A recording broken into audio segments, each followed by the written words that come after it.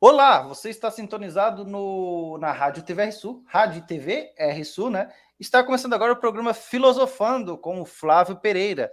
Eu sou o técnico, o Halia, né? O Flávio está ali meio escondido na tela, está se ajeitando. Boa tarde, Flávio. Boa tarde, boa tarde. Então, Flávio, qual é o... Antes de tu dar um resumo do tema de hoje, vale ressaltar que esse programa vai ao ar todas as sextas, a partir das 5h15 da tarde, né? E hoje o assunto é bem interessante, ele é continuação do assunto anterior, que falava sobre transcomunicação instrumental, né?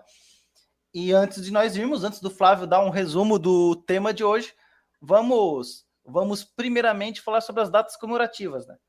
Lembrando que hoje é dia 8 de abril, e todas essas datas, elas acontecem, tudo que a gente vai falar aqui aconteceram no dia 8 de abril, só que em anos distintos, né? Então, nós só vamos citar os anos, mas vocês já vão saber que isso aconteceu no 8 de abril daquele ano, né? 8 de 4. Então, vamos lá. Hoje, dia 8 de abril, hoje é dia do Correio. Interessante, né? Dia do Correio, não sabia que tinha um dia do Correio. Legal isso. Então, parabéns a todos os trabalhadores do Correio, né? Que estão aí, que ganham a vida com as entregas. Hoje é dia da natação. Interessante isso. Natação, o Flávio não me deixa mentir, é um dos melhores esportes que tem para a saúde, né, Flávio? Sim, sim. É o melhor que tem para a saúde, né? Eu mesmo já cogitei aprender natação. Para quem tem asma também. Mas dizem que precisa de um fôlego bem grande para praticar o esporte, né? E hoje é Dia Mundial de Combate e da Luta contra o Câncer, né? Não é um dia de comemoração, é um dia de solidariedade, né? Porque é uma doença grave. Mas se pegar o câncer infantil, melhorou muito os tratamentos e cura. Ah, sim, infantil, não. O adulto nem tanto, mas infantil.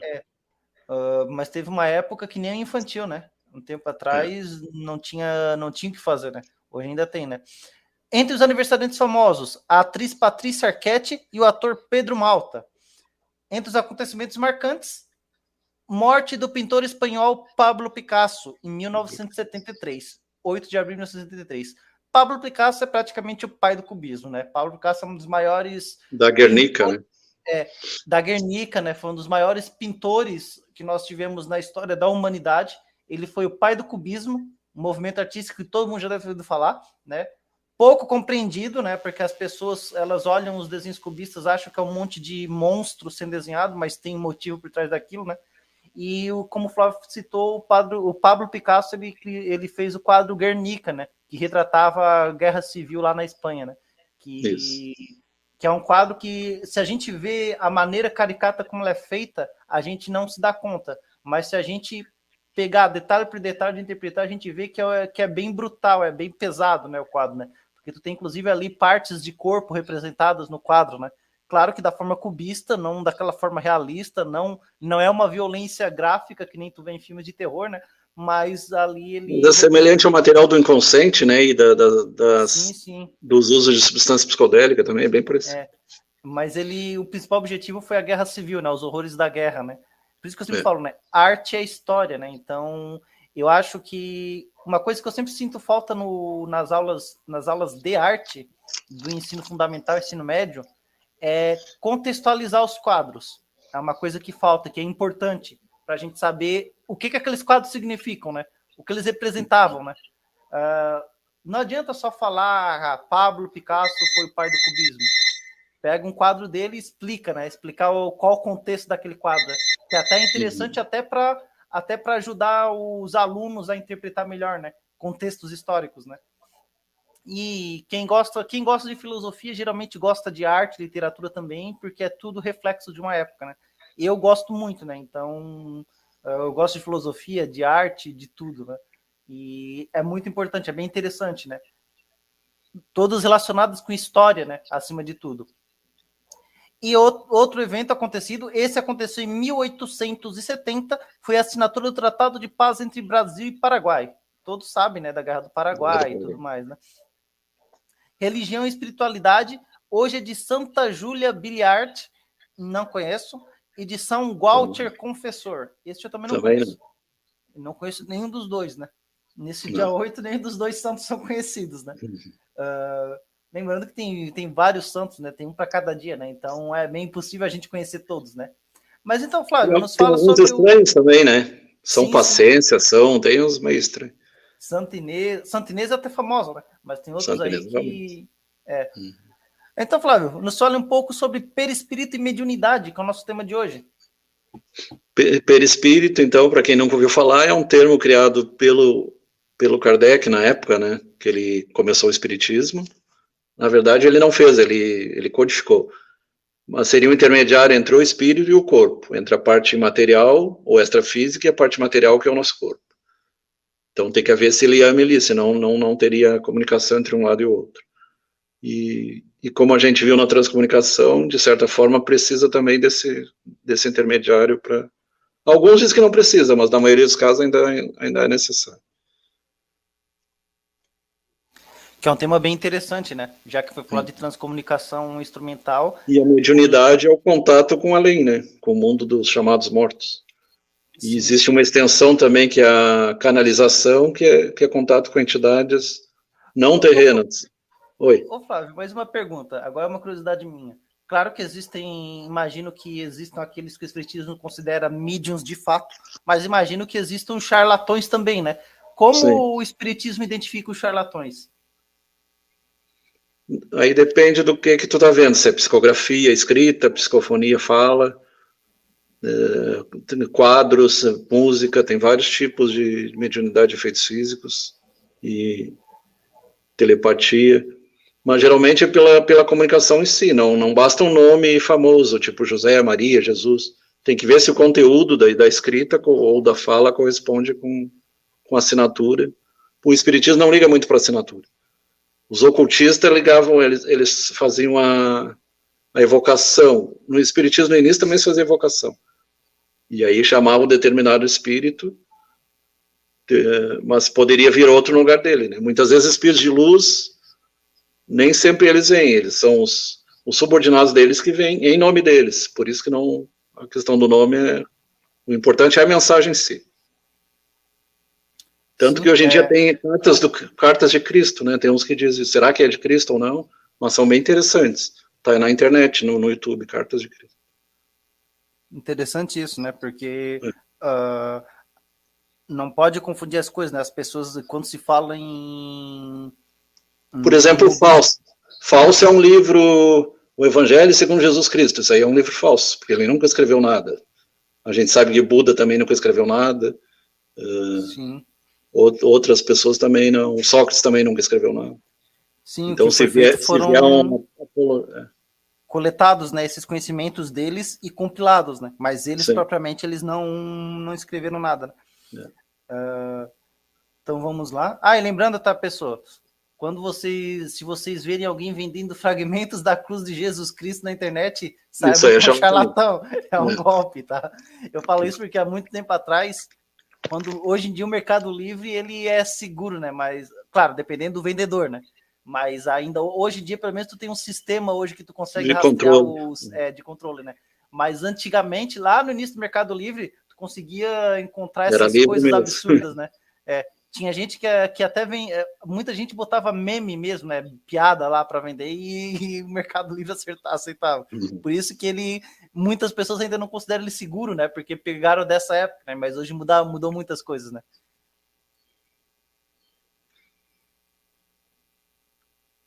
Então, perispírito e mediunidade. E ele é descrito como uma forma do corpo humano, só que de natureza energética, né? Então, ele é semimaterial. Esse livro dos Almino Zimmer é muito bom. É um livro ele é grosso, mas ele é bem completo. Aí ele explica as funções, a multiplicidade da mediunidade, o papel da aura. É chamado aura também, né? Expansibilidade do perispírito, variação das funções. Outro nome dele é psicossoma. E o transe, aí tem o transe mediúnico, tem o transe por droga, tem vários tipos de transe. Tem transe por magnetismo. Então, ali mostra bem, o espírito é a centelha, então é representado como luz, ou uns representam como vento também. Tanto que em grego é pneuma, em hebraico é ruach. Então é como uma chama, então é uma... Spark, ele utiliza... Em inglês é spark, se não me engano. A centelha. Não lembro. Em alguns espírito, locais né? eles chamam de spark, a centelha. Utiliza do envoltório não só deste plano, como em todos os outros. O espírito é o ser pensante e tem como atributo a inteligência, a vontade e o pensamento. Inclusive a questão da sensibilidade tem a ver também com esse perispírito aí. Por isso que as experiências fora do corpo, as pessoas enxergam, escutam, e tem gente que questiona, como se não tem o ouvido, não tem ou a pessoa está em coma, ou está numa cirurgia, se o cérebro está desligado, como é que ele consegue ver e enxergar? Porque eles também têm essa capacidade aí, a visão espiritual, a audição espiritual. Fora que, na verdade, não são os olhos que enxergam, né? É o cérebro, né, que enxerga. Fisicamente é o lobo occipital, né, onde é processado. Uhum. Mas existe a visão de... Tem cegos que enxergam com as pontas dos dedos, existe alguns... Pelo tato, né? Pelo tato, Eu não lembro o nome, é sinestesia. Quando tu troca, tu usa outro sentido, a cor do som, por exemplo, então os sentidos são meio trocados. O que é o perispírito, então, é o intermediário, o corpo fluídico. Fluídico a gente lembra que é tanto vapor quanto líquido, né? Pode ser líquido ou vapor. Do espírito é composto de fluidos. É um processo de aglutinação de fluidos. O espírito atrai do fluido do planeta, então, no caso aqui é Terra, se for em Marte, é a atmosfera marciana. Se for em Vênus, a venusiana. Cada planeta é a energia do local ali. Partículas para a composição do seu próprio perispírito. Alguns chamam de corpo etérico, corpo eletrônico, corpo psicotrônico, tem vários nomes. O perispírito não tem vida própria. Muitas vezes ele é visto como uma nuvenzinha quando a pessoa está morrendo, ou alguns veem no cemitério aquela nuvenzinha, fogo fato que eles chamam. E logo depois ele se desfaz. Se retratarmos o espírito do perispírito, não existe nada. O perispírito não age por si, quem executa é o espírito através desta união. Ele é o intermediário plástico, né? Sem ele, o espírito não consegue atuar diretamente no corpo, a não ser por mediuniza ou canalização, né? Que são dois processos. Ou por materialização, né? Ao longo da encarnação, o espírito comanda o processo do funcionamento celular através do pensamento e vontade. O pensamento é produto da mente e a mente é extracerebral, ele está no corpo mental. Essa é uma manifestação de 1980 para cá. Muitas vezes os neurologistas não concordam muito, mas se sabe que, como existem as experiências extracorpóreas, experiências de quase morte, existe um paracérebro, um cérebro energético, não apenas o cérebro físico. E isso explica por que também um cego consegue ver fora do corpo, um aleijado consegue caminhar fora do corpo, levitar, no caso, né, o perispírito,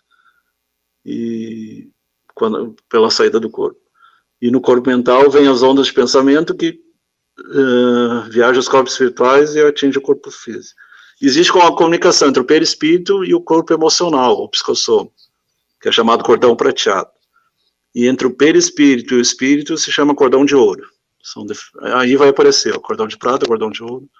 O corpo mental, então, é o software, e o cérebro seria o hardware, para usar uma linguagem aqui da eletrônica, né? Se a peça estraga, o pensamento, a consciência continuar atuando em outro nível. E isso é uma notícia boa, porque mesmo que se a pessoa tem um derrame, ou Parkinson, ou Alzheimer, uma demência, no outro plano ela não continua demencial. Ela tem condições até de se comunicar através, como a gente viu, através da transcomunicação. Mesmo a pessoa que tem um retardo mental, uma deficiência, um autismo, ou uma demência, pode se comunicar pelo corpo mental. Então ali mostra o físico, o astral ou emocional, o perispírito ali no meio, e depois o mental. E entre eles tem o cordão de prata e o cordão de ouro. que é tipo as cordas que fala na física das supercordas, né? Um material meio parecido. Então, os corpos, então, pelo Espiritismo são 7, mas tem algumas filosofias que falam em, aliás, pelo Espiritismo é 3 e algumas falam em 7. Etérico, astral, mental, causal. Os corpos espirituais estão sobrepostos, então eles ocupam o mesmo lugar, só que em dimensões diferentes, ocupando o mesmo lugar em diferentes espaços, em dimensões paralelas. Estão vinculadas moléculas a moléculas, de tal maneira que tudo que acontece num é repercutido no outro, e através dos nervos e através das glândulas também. E através daqueles 7 principais centros vórtices energéticos, os meridianos, os chakras. E as nádias, que são as correntes da acupuntura lá. E esse molécula a molécula é interessante, que na morte a morte natural vai desprendendo aos poucos, e na morte súbita, um acidente ou uma explosão, alguma coisa assim, é rápido, aí é mais traumático. O que vem da vibração do espírito atinge o corpo físico, o que vem do corpo físico atinge o espírito. Os gregos já diziam, né, mente sã, corpo são, mente sã, o corpo doente, mente doente, e vice-versa. Um afeta o outro. Se acredita até que a maioria das doenças muitas vezes começam nos planos energéticos, depois vão passando, através da genética e da epigenética, vão passando para o físico. O duplo etérico, então, é outro sinônimo de perispírito, de corpo psicotrônico, psicobioplasmático. Tem vários nomes, tem mais uns 40 nomes, mais ou menos. Cada pesquisador dá um nome. Desde lá do Aristóteles, dos antigos, de Heráclito, até o século XX. Sede da energia vital, cuja função básica é a ligação do perispírito ao corpo físico. Se fala que existe energia vital, que tem no mineral, tem no vegetal, tem no animal e tem no nominal, e tem energia pensante, que seria dos animais mais próximos a nós, cavalo, cachorro, gato, papagaio, aves, que já tem uma inteligência já rudimentar, até chegar à parte humana. Um campo resultante de emanações da natureza eletromagnética envolver todo o corpo físico, sólido e gasoso. Lá na Tchecoslováquia, na Rússia, eles falam em corpo psicotrônico, psicobiofísico. Aqui no Brasil também, o Hernani Guimarães Andrade falava em corpo psicobiofísico.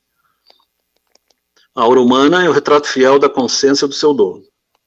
Reflete a realidade evolutiva e o padrão psíquico, situação emocional e estado físico. É o conjunto das irradiações do corpo físico e perispírito. Tem duas maneiras de detectar, fora quem tem evidência propriamente, né, que consegue ver esses, que seria a foto Killian e a GDV, visualização por descarga de gases, do Konstantin Korotkov. Então, o primeiro nível de contato, coloração depende da elevação e da inferioridade espiritual. Quanto mais evoluído, mais tende para o azul, para as cores mais amarelo, azul, rosa, e quanto mais atrasado, tende para marrom, preto, cinza. O uso de droga, álcool também vai partindo mais para o cinza e para o preto. E depende também, por exemplo, a ira, raios vermelhos, a ira, a raiva. A aura é sensível à totalidade do nosso ambiente interno e externo. Eventos distantes, globais ou cósmicos podem alterar a aura. Talvez isso que eles falavam antigamente quando tinha a astrologia, né? E a sintonia mediúnica entre os espíritos envolvidos. Tem a simpatia e a antipatia. E tem a assimilação simpática e a desassimilação simpática.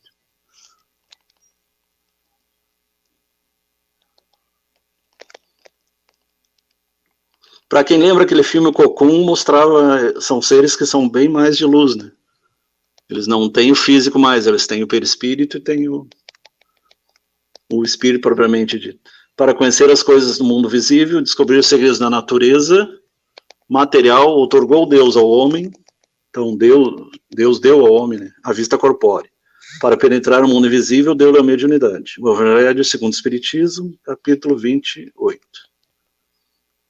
E para quem questiona, por que Evangelho segundo o Espiritismo?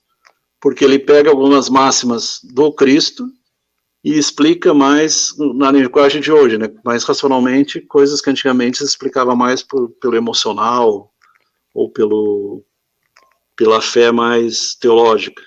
Então, uma fé baseada no raciocínio, e na ciência também. A importância, então, da mediunidade é dada pela sua multifuncionalidade. Comunicação, contato. Então, como eu falei, tem a psicografia, que é escrita, a psicofonia, que é falar, tem a de efeitos físicos, tem a telepatia, a clarividência, tem a psicocinesia, que é mover objetos com a ação da mente, e tem a psiteta, que é a comunicação mediúnica com os mortos, seja por médiuns ou seja por aparelhos técnicos, físicos. A científica, conhecimento, filosófica, reflexão, religiosa, são... toda filosofia e ciência acaba tendo consequências religiosas, né, quando levada para o lado da espiritualidade em si. Pedagógica, evolução e educação, psiquiátrica, desobsessão. O espírito usa o termo obsessão quando é a influência de um espírito sobre outro, seja encarnado ou desencarnado. E também entre desencarnado e desencarnado pode haver também. Não tem nada a ver com a obsessão da psicologia lá. Alguns casos até pode ter a ver, mas nem todos. Terapêutica, cirurgia mediúnica, né? E artística, estética. Principalmente a cirurgia sem abrir. Muitas vezes é muito polêmica a cirurgia de cortar. E hoje cada vez mais se desenvolve as próprias cirurgias aqui na Terra estão cada vez usando mais raio laser, a cirurgia espiritual, se tu pesquisar a cirurgia de transtornos psíquicos, a psicocirurgia cada vez mais é dirigida e com raios, com radiação e mais específica. Aquelas lobotomia, aquelas coisas não se faz mais. Elas são mais dirigidas a estruturas do tronco encefálico ali, da amígdala cerebral, capsulotomia, são cada vez mais dirigidas. E é interessante para tratar casos de estupradores, de psicopatas, de sociopatas. É uma área de pesquisa muito interessante. É polêmica, mas é bem interessante. Tem também a artística e a comunicação, né? Que aí entra a psicofonia, a psicografia, a materialização. O livro dos médiuns tem todo tipo de mediunidade. Se a pessoa quiser se aprofundar, é o livro dos médiuns. E o passe também de um brasileiro que escreveu o que é o passe. O médium pode possuir diversas aptidões mediúnicas. Nós tivemos Euridice Barzanufo, lá em Minas, que alguns acham que ele é o Kardec encarnado, é bem polêmico, e ele tinha várias mediunidades de desdobramento, de vidência, mediunidade de cura. Há sempre uma dominante. E alguns poucos, tipo Jesus, o Barzanufo e outros, Conde Saint-Germain, que tinham várias delas ao mesmo tempo, eram polímatas. É erro querer traçar o desenvolvimento de uma faculdade que não possui. Geralmente tu já nasce com, ou tu pode até desenvolver, né? Mas tem alguns indivíduos que já nascem com. Em magia, médiuns, quando o assunto é magia, geralmente é dito que o mago é aquele que aprende a magia pelo aprendizado, pelo estudo. E o feiticeiro é aquele que já nasce com alguma aptidão mágica. Imagino que seja algo parecido. A magia teria a branca, que é para o bem, tipo a Wicca, por exemplo, e a Goécia, que é a magia negra, que é para o mal. Lembrando, né? Não confundir com a Umbanda, tá? Porque o pessoal a Umbanda do bem, né? Aqui em Banda é mais pro lado. O pessoal tem muito preconceito, com as religiões da matriz africana, mas que fique bem claro aqui, uma coisa que eu e o Flávio a gente sempre defende aqui, que esse tipo de preconceito tem que acabar. Ao invés da gente ter preconceito, a gente tem que procurar conhecer, né?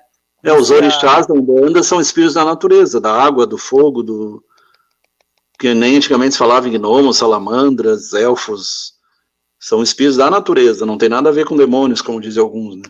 Inclusive alguns pastores, né? O que eles chamam de demônios são os chamados eguns, então são espíritos que se comprazem no mal, né? Que são esses que obsidiam as pessoas. Umbanda, ela é uma religião benéfica, né? Uma religião de povos, né? De povos muito interessantes, é uma religião extremamente cultural, que traz um pouquinho da África para o Brasil, né? Aqui no Brasil tem muitos praticantes de Umbanda que infelizmente sofrem com preconceito, né?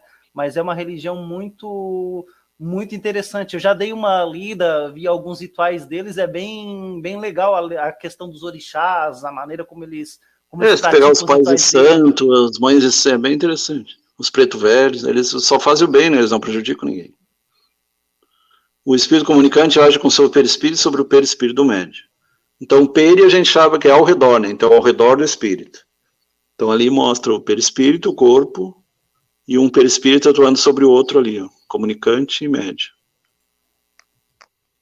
Aqui, principalmente, efeitos físicos, né? Mas no caso da psicofonia, seria pelas cordas vocais e a psicografia pela mão, pelo braço. Que ela pode ser automática, semiconsciente ou inconsciente. O ideal seria semiconsciente, né? Inconsciente, a tendência é desaparecer. A pessoa tem que saber quem está chegando ali. Se é do bem, se é do mal, que tipo de energia está chegando, quem está se comunicando. Não se recomenda que seja... que nem muitas vezes na Umbanda eles incorporam, que é o termo errado, incorporação, o termo errado, o termo é aproximação, na verdade. Só que as pessoas recebem e depois diz que não lembram de nada, né?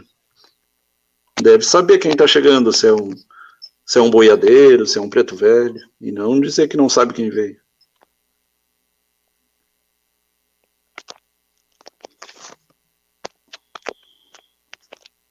E é interessante quando os pretos velhos falam em física quântica, e as pessoas, se eles são atrasados, como é que eles falam em física quântica?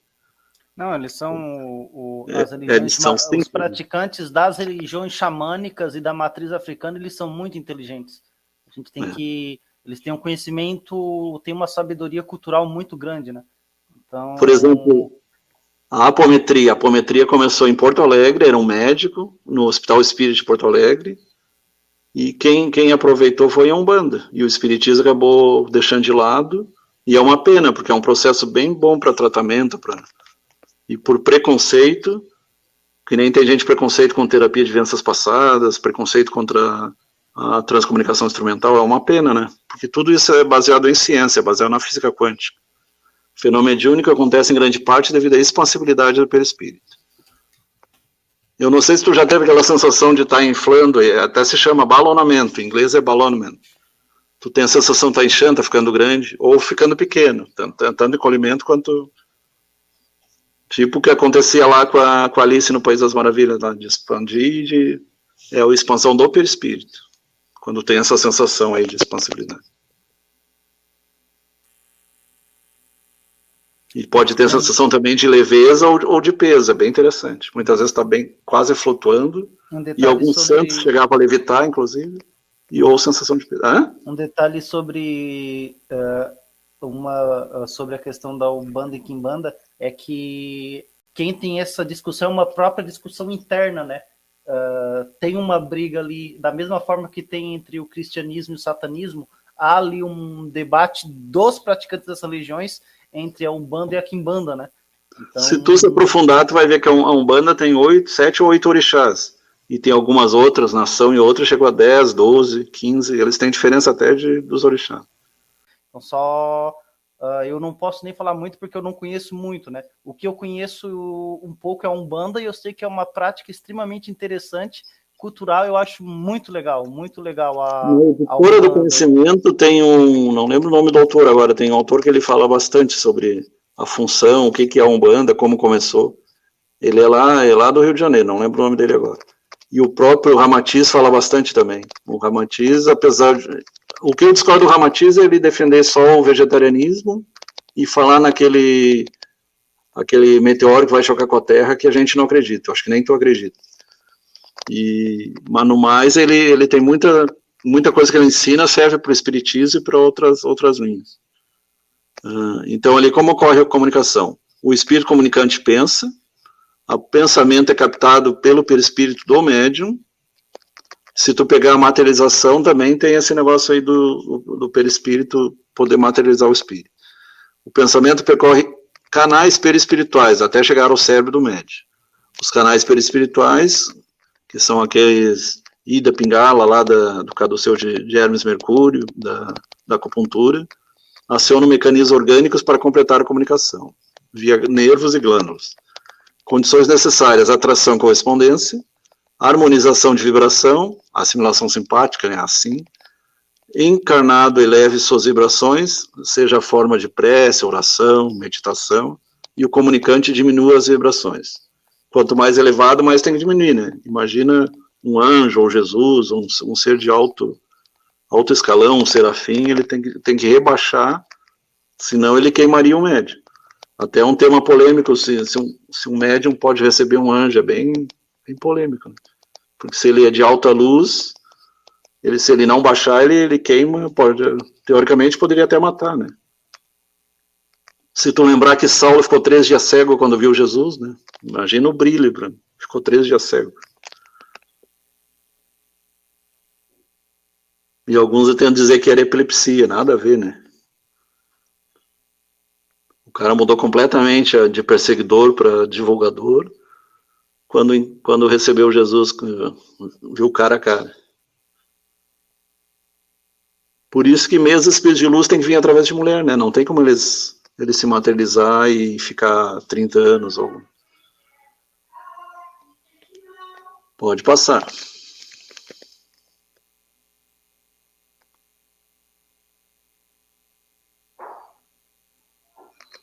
Então, a assimilação de correntes mentais, percepção plena, consciência de pensamento são captados.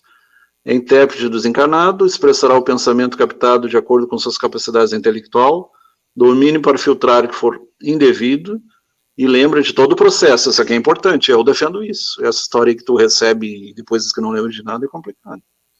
Tem que ser pelo menos semiconsciente, né? E muitas vezes a pessoa é semi-analfabeta e escreve poesias bonitas e tudo.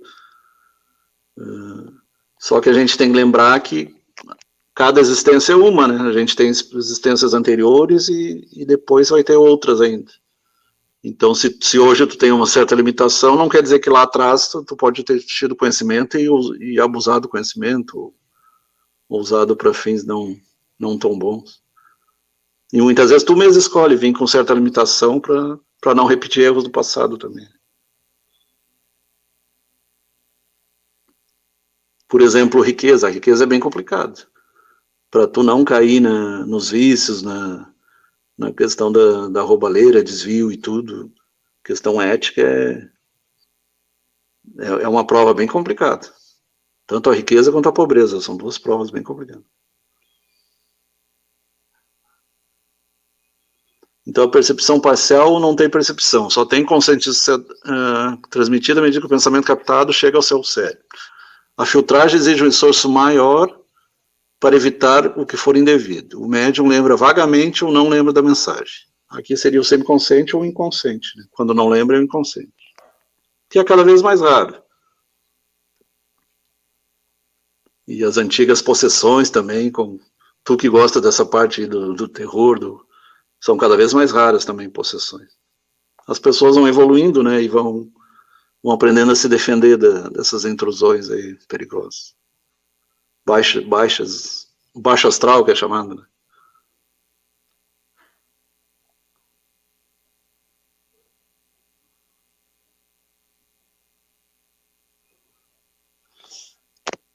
Então, doentio. Lembrando, para quem não conhece aí o grego, o latim, quando faz patológia, não é estudo dos patos, é estudo das doenças. Seria nosológico, seria outra palavra também, né? Estado mórbido, então doentio com perda da noção de tempo e espaço. Epilepsia, delírio. Então aqui no caso, epilepsia do lobo temporal, um delírio febril, um delírio por alteração de hormônios, de substâncias, por exemplo, a substância amônia ou a substância do rim, ureia, pode dar delírio também. E desvios do metabolismo. E uso de droga também, né? Álcool, droga. Então, provocado, uma vontade. Hipnose, química, então pode ser uma substância tipo LSD, por exemplo, ou pode ser natural, como a mescalina, a ayahuasca, alguma outra substância da natureza. Anímico seria da própria alma do indivíduo. Noctípico. Esse noctípico eu não sei o que é. E o mediúnico. Depois dá uma pesquisada aí, noctípico.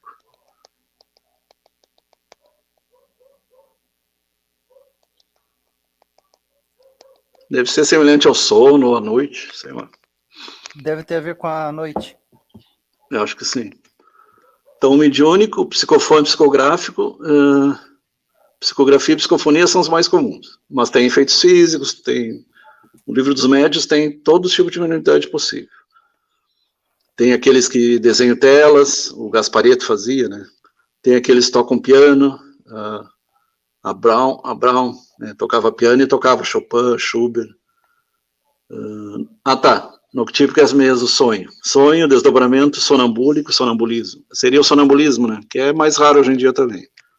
O anímico, manifestações do próprio médium. Farmacóide provocado por remédios, químicos, orgânicos ou naturais. Hipnótico induzido e o doentio, por exemplo, a epilepsia. Então, são vários tipos de transe.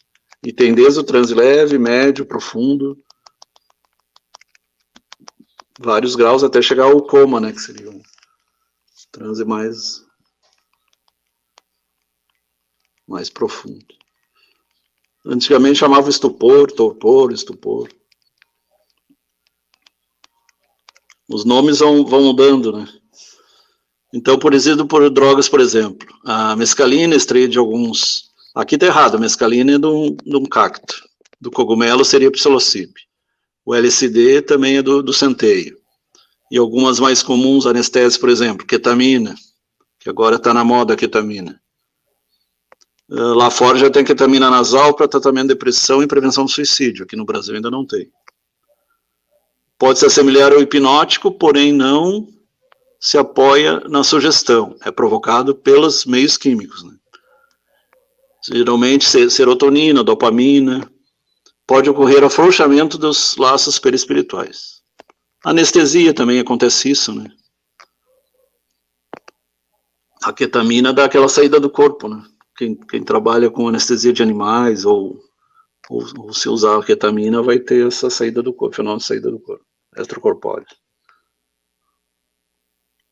Produzindo, então, psicolíticos. Tá ali, tá certo. Cacto.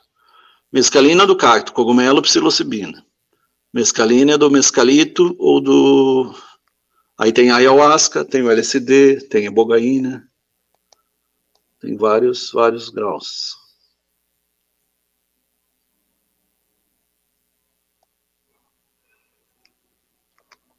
Então, animismo são fenômenos do próprio médium. Por exemplo, quando tu fala em clarividência, a visão tu enxerga pela tua própria alma enxerga. Tu já está evoluído a tal ponto. Tu já despertou todos os 7 meridianos principais e o terceiro olho ali é o que consegue enxergar a vidência. E a vidência já seria mediúnica. Então, telepatia, por exemplo, pré-cognição, manifestações de espírito do próprio médium, da própria pessoa. Médio é intermediário, né? É uma palavra que significa intermediário. Mistificação. O médium em fase da intermitência mediúnica, movido mais pela insegurança do que pela vaidade, pode simular estar mediunizado. E quando está mistificando, está simulando. E a fraude é quando é deliberada, né? A mistificação às vezes é inconsciente, mas a fraude é consciente. Ação de má fé, usando expressamente lucro ou benefício pessoal, passa a forjar as comunicações e efeitos. A gente viu o exemplo daquele lá que está preso, né? Que era o João de Deus e agora acho que virou o João do Diabo. Que ele decepcionou, muita gente acreditava nele e ele usava para fins não tão éticos, né? Fins sexuais, fins outros. Que lá foi um criminoso, né? E muitos pastores, muitos padres, né? Sim, tem todas... Tem um cara agora lá, né, em Minas Gerais, que apareceu agora também, provavelmente ele é mago negro. E ele não deixa as pessoas saírem. Quando esses grupos aí dizem, tu não pode sair, não pode ver a família, é porque o cara é do lado mau mesmo. Sim. Uma religião tem que libertar, não escravizar. Onde começa a escravizar, começa a dizer, não, só nós estamos certos, o resto está tudo errado. Como a gente viu o Jim Jones e outros lá, que as pessoas acabavam se matando, é pura fraude mesmo, né? Falsidade. Falsos pastores. E tem em todo lado. Tem no espiritismo, tem no catolicismo, tem no evangelismo, tem na Umbanda, todo lado tem. Porque as pessoas são falhas, né? Por isso que o espiritismo se diz que é a religião dos espíritos, e não dos espíritas. E tem o movimento espírita e tem o espiritismo em si. certo desligamento do corpo exterior, abrandamento da atividade consciencial própria, o perispírito do médium em processo de desprendimento, então o desprendimento, a saída do corpo, é chamada também projetabilidade, projeção da consciência, passa a sofrer influxo crescente do espírito, em vias de se comunicar, o espírito exterior ali no caso, né, comunicando. Com a conexão interperispirítica final, instala esse processo de transe. Uma coisa que a gente nota é uma certa sonolência, né? Só que aí a sonolência não pode evoluir para dormir, né? Porque se tu dormir, aí tu não tá fazendo transe mediúnico, tu vai acabar dormindo. É que nem quando tu quer fazer a meditação e acaba dormindo. Aí não adiantou, né? Tu só relaxou demais a tal ponto de dormir. Se tu quer meditar, tem que ser um relaxamento ativo, não um relaxamento passivo que leva ao sono, né? E nós aqui no Ocidente temos dificuldade de fazer meditação, a gente acaba dormindo muitas vezes. O transe, ele vem com a conexão interperispirítica, né? Interperispirítica. Isso. É.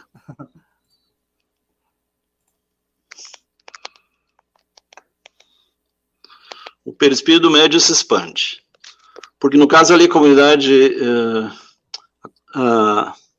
o comunicante ali, a entidade ou desencarnado, ele vai usar a energia do médium, vai usar a energia do ambiente também. Energia de alguma planta, energia do ar.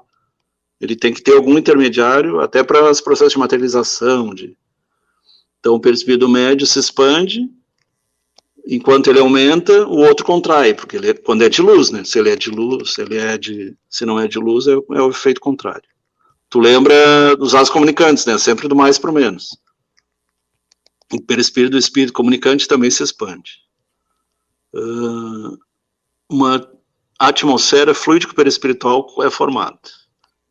Então, no caso ali, o médium ele vai começar a sentir energias. Se ele sentir que a energia é positiva ou negativa, ele vai saber se é um comunicante de luz ou um obsessor que está se comunicando.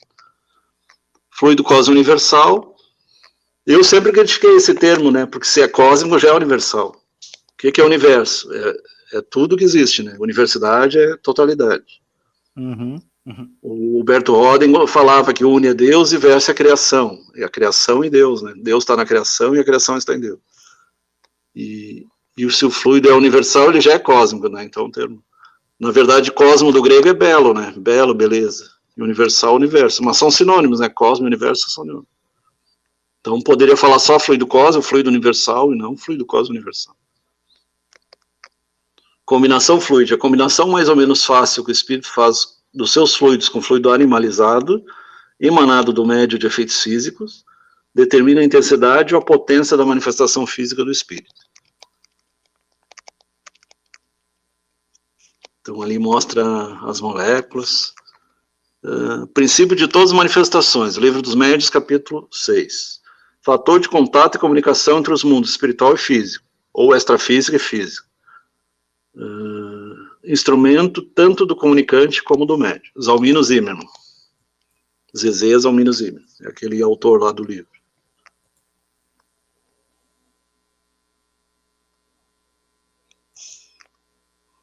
Aí mostra de novo o livro dele, né, o Perispírito. Dele e do outro cara ali do Luiz Gonzaga Pinheiro, muito bom também. E o do meio é Gesiel Andrade. Então são 13 todos embordam o perispírito. É isso aí, então. Isso aí, Flávio. Pessoal, o programa Filosofando está encerrando por aqui, mas voltamos semana que vem, novamente nesse mesmo horário. Forte abraço e até semana que vem. Até semana que vem, Flávio. Até. Bom fim de semana.